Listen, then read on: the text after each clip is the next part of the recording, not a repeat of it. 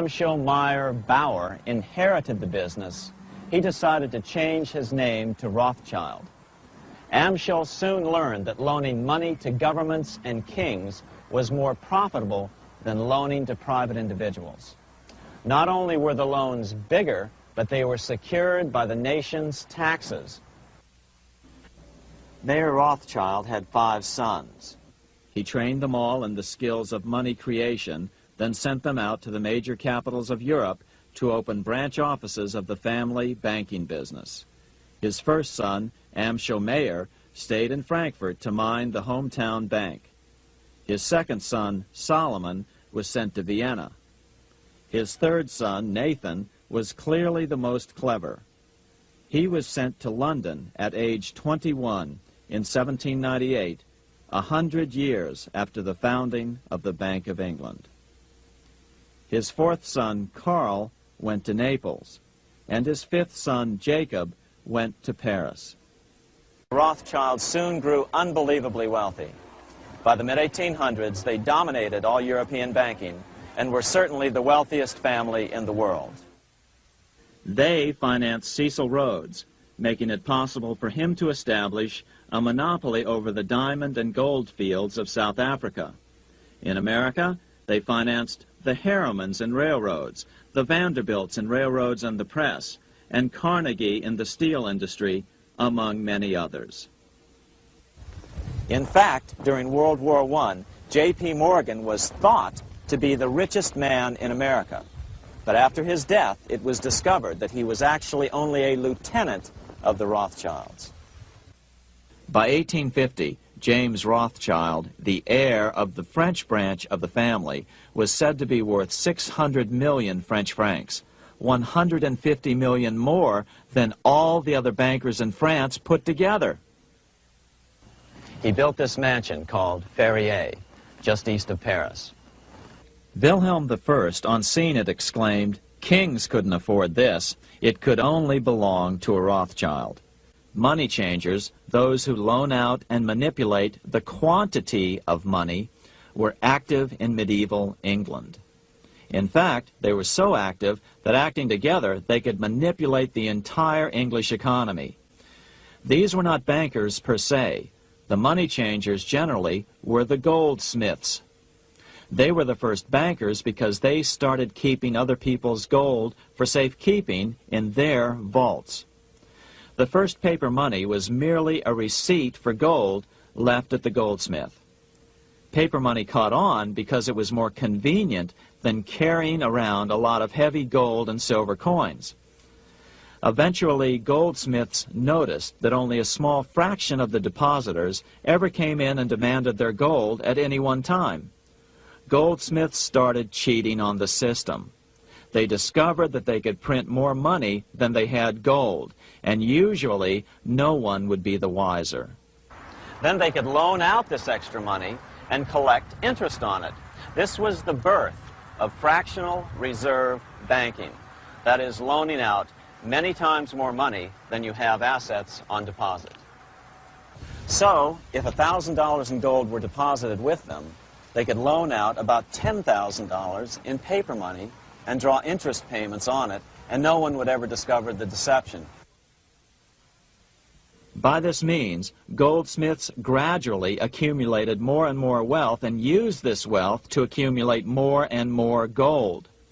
Today, this practice of loaning out more money than there are reserves is known as fractional reserve banking. Every bank in the United States is allowed to loan out at least 10 times more money than they actually have. That's why they get rich on charging, let's say, 8% interest. It's not really 8% per year, which is their income. It's 80%. That's why bank buildings are always the largest in town. When Queen Mary's sister, Queen Elizabeth I, took the throne, she was determined to regain control over English money. Her solution was to issue gold and silver coins from the public treasury and take the control over the money supply away from the money changers. Oliver Cromwell finally overthrew King Charles, purged the Parliament, and put the king to death. The money changers were immediately allowed to consolidate their financial power. The result was that for the next 50 years, the money changers plunged Great Britain into a series of costly wars. They took over a square mile of property in the center of London, known as the City of London. This area today is still known as one of the 3 predominant financial centers of the world. By the end of the 1600s, England was in financial ruin. 50 years of more or less continuous wars with France and Holland had exhausted her. Frantic government officials met with the money changers to beg for the loans necessary to pursue their political purposes. The price was high. A government-sanctioned, privately owned bank which could issue money created out of nothing. It was to be the modern world's first privately owned central bank, the Bank of England. Although it was deceptively called the Bank of England to make the general population think it was part of the government, it was not. Like any other private corporation, the Bank of England sold shares to get started. The investors, whose names were never revealed, were supposed to put up £1.25 million British pounds in gold coin to buy their shares in the bank. The bank was duly chartered in 1694 and started out in the business of loaning out several times the money it supposedly had in reserves, all at interest. In exchange, the new bank would loan British politicians as much of the new currency as they wanted, as long as they secured the debt by direct taxation of the British people. So, legalization of the Bank of England amounted to nothing less than legal counterfeiting of a national currency for private gain. Unfortunately, nearly every nation now has a privately controlled central bank using the Bank of England as the basic model. Such is the power of these central banks that they soon take total control over a nation's economy. It soon amounts to nothing but a plutocracy ruled by the rich. The central bank scam is really a hidden tax. The nation sells bonds to the central bank to pay for things it does not have the political will to raise taxes to pay for. But the bonds are purchased with money the central bank creates out of nothing. More money in circulation makes your money worth less. The government gets as much money as it needs, and the people pay for it in inflation. The beauty of the plan is that not one person in 1,000 can figure it out because it's usually hidden behind complex-sounding economics gibberish. In 1790, less than 3 years after the Constitution had been signed, the money changers struck again. The newly appointed first Secretary of the Treasury, Alexander Hamilton, proposed a bill to the Congress calling for a new, privately owned central bank. Coincidentally, that was the very year that Amschel Rothschild made his pronouncement from his flagship bank in Frankfurt. Let me issue and control a nation's money, and I care not who writes the laws. After a year of intense debate, in 1791, Congress passed the bill and gave it a 20-year charter. The new bank was to be called the First Bank of the United States, or BUS. The bank was given a monopoly on printing U.S. currency, even though 80% of its stock would be held by private investors. The other 20% would be purchased by the U.S. government. Like the Bank of England, the name of the Bank of the United States was deliberately chosen to hide the fact that it was privately controlled. And like the Bank of England, the names of the investors in the bank were never revealed. Many years later, it was a common saying that the Rothschilds were the power behind the old Bank of the United States.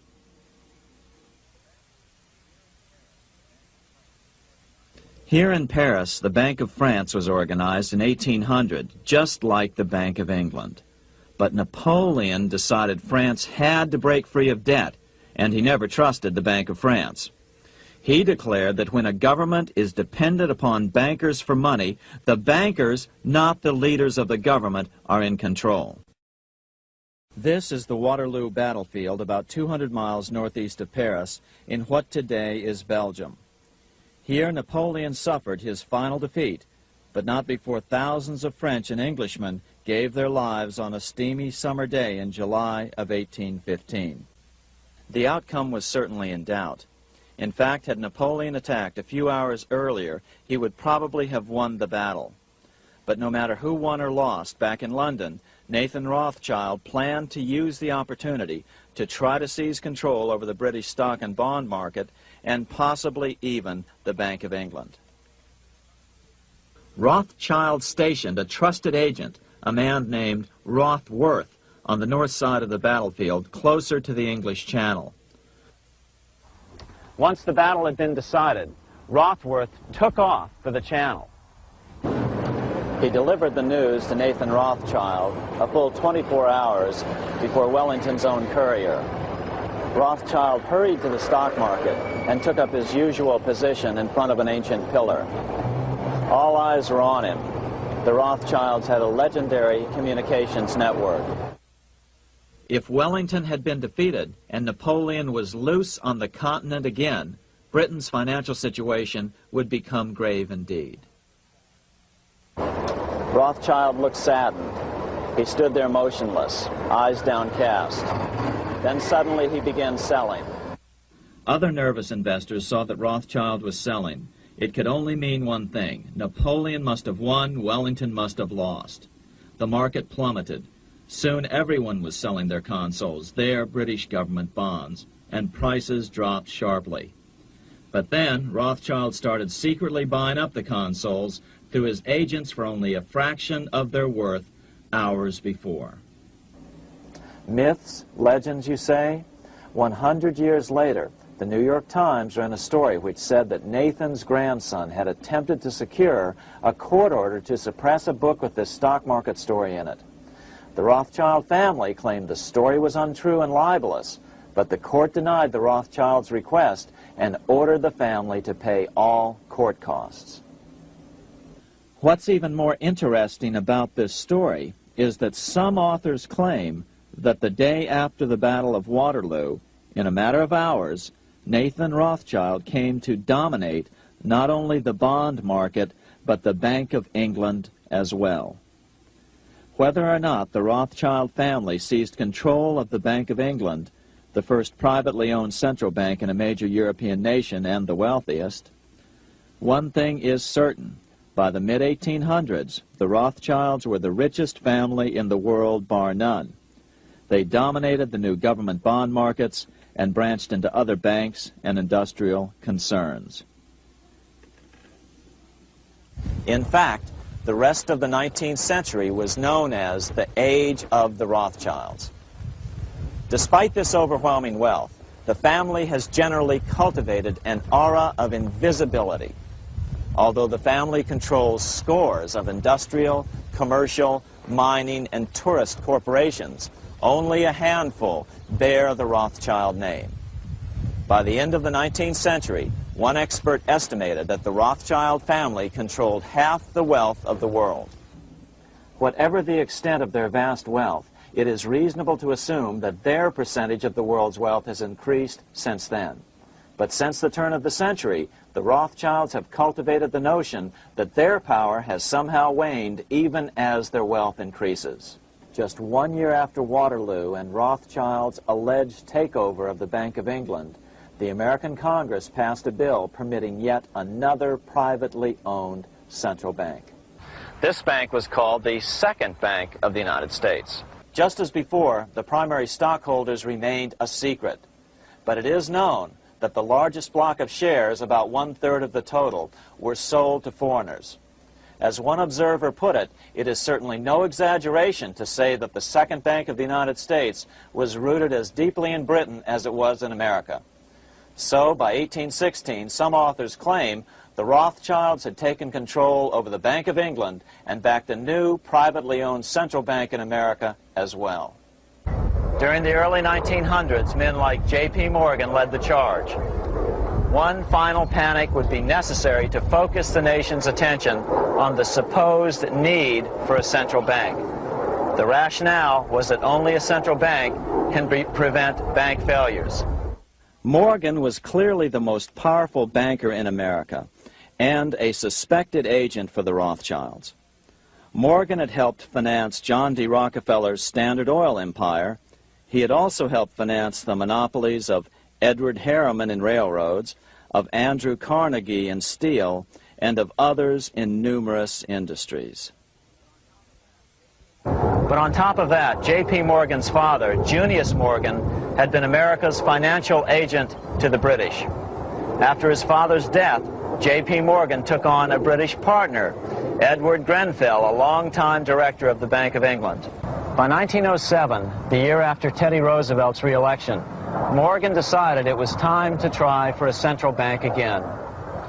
Using their combined financial muscle, Morgan and his friends were secretly able to crash the stock market. Thousands of small banks were vastly overextended. Some had reserves of less than 1% thanks to the fractional reserve principle. Within days, bank runs were commonplace across the nation. Now Morgan stepped into the public arena and offered to prop up the faltering American economy by supporting failing banks with money he manufactured out of nothing. It was an outrageous proposal, far worse than even fractional reserve banking, but Congress let him do it. His plan worked. Soon, the public regained confidence in money in general and quit hoarding their currency. But as a result, banking power was further consolidated into the hands of a few large banks. By 1908, the panic was over, and Morgan was hailed as a hero by the president of Princeton University, a man by the name of Woodrow Wilson. The money changers had been able to create a series of booms and busts. The purpose was not only to fleece the American public of their property, but to later claim that the banking system was basically so unstable that it had to be consolidated into a central bank once again.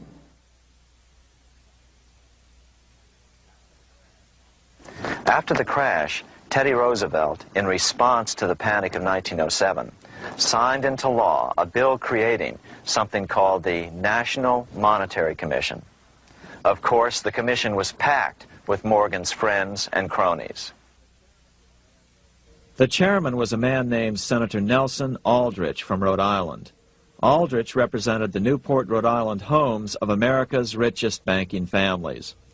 His daughter married John D. Rockefeller, Jr., and together they had 5 sons: John, Nelson, who would become vice president in 1974, Lawrence, Winthrop, and David, the head of the Council on Foreign Relations and former chairman of Chase Manhattan Bank.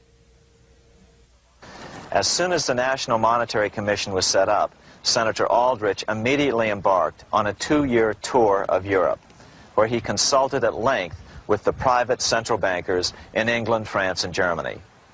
The total cost of his trip alone to the taxpayers was $300,000, an astronomical sum in those days. Shortly after his return, on the evening of November 22, 1910, some of the wealthiest and most powerful men in America boarded Senator Aldrich's private rail car and in the strictest secrecy journeyed to this place, Jekyll Island, off the coast of Georgia. With the group came Paul Warburg. Warburg had been given a $500,000 per year salary to lobby for the passage of a privately owned central bank in America by the investment firm Kuhn, Loeb and Company. Warburg's partner in this firm was a man named Jacob Schiff, the grandson of the man who shared the Greenshield house with the Rothschild family in Frankfurt. Schiff, as we'll find out later, was in the process of spending $20 million to finance the overthrow of the Tsar in Russia. These 3 European banking families, the Rothschilds, the Warburgs, and the Schiffs, were interconnected by marriage down through the years, just as their American banking counterparts, the Morgans, Rockefellers, and Aldriches were. Secrecy was so tight that all 7 primary participants were cautioned to use only first names to prevent servants from learning their identities. Years later, one participant, Frank Vanderlip, president of National City Bank of New York and a representative of the Rockefeller family, confirmed the Jekyll Island trip in a February 9th, 1935 edition of the Saturday Evening Post. The participants came here to figure out how to solve their major problem, how to bring back a privately owned central bank. All the participants knew that these problems could be hammered out into a workable solution. But perhaps their biggest problem was a public relations problem, the name of the new bank. That discussion took place right here in this room, one of the many conference rooms in this sprawling hotel, today known as the Jekyll Island Club Hotel. Aldrich believed that the word bank should not even appear in the name. Warburg wanted to call the legislation the National Reserve Bill or the Federal Reserve Bill. The idea here was to give the impression that the purpose of the new central bank was to stop bank runs, but also to conceal its monopoly character. After 9 days at Jekyll Island, the group dispersed. The new central bank would be very similar to the old Bank of the United States. It would be given a monopoly over U.S. currency and create that money out of nothing. Like the pharaohs of ancient Egypt who built their empire with the help of a grand vizier, Queen Elizabeth II also has a grand vizier who serves as her most trusted advisor. His name is Lord Evelyn Rothschild, and he is the second wealthiest and most powerful person on earth. He is also Lord of the world's financial capital, the city-state of London.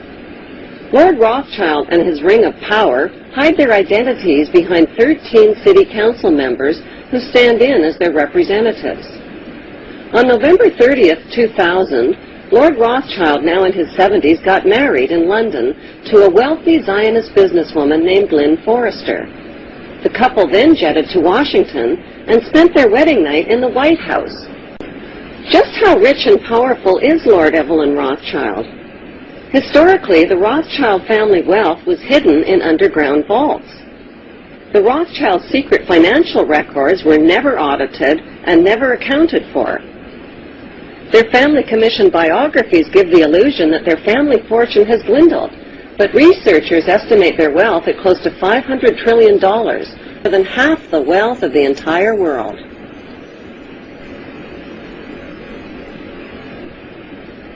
Besides their many castles, palace mansions, wineries, racehorses, and exotic resorts, the Rothschilds bought Reuters in the 1800s. Reuters then bought the Associated Press, which selects and delivers the same news stories to the entire world, day after day. They have controlling interest in 3 major television networks and easily avoid media attention since they own it. Until recently, they owned and operated England's Royal Mint and continue to be the gold agent for the Bank of England, which they also direct. They control the LBMA, London Bullion Market Association, where 30 to 42 million ounces of gold worth over $11 billion are traded daily. The Rothschilds earn millions weekly just on transaction fees alone. They also fix the world price of gold on a daily basis and profit from its ups and downs. Over the centuries, the Rothschilds have amassed trillions of dollars worth of gold bullion in their subterranean vaults and have cornered the world's gold supply. They own controlling interest in the world's largest oil company, Royal Dutch Shell. They operate phony charities and offshore banking services where the wealth of the black nobility and the Vatican is hidden in secret accounts at Rothschild Swiss banks, trusts, and holding companies. How did Evelyn Rothschild become the filthy rich Grand Vizier to Queen Elizabeth II and godfather of the black nobility? By birth, Evelyn Rothschild is the great-great-great-grandson of Mayor Rothschild and is passing the godfathership down to David de Rothschild. Although Evelyn Rothschild looks like a harmless gray-haired old man, make no mistake about it, Rothschild and his ancestors have handpicked presidents, crashed stock markets, bankrupted nations, orchestrated wars, and sponsored the mass murder and impoverishment of millions. The wealth hoarded by this one family alone could feed, clothe, and shelter every human being on earth.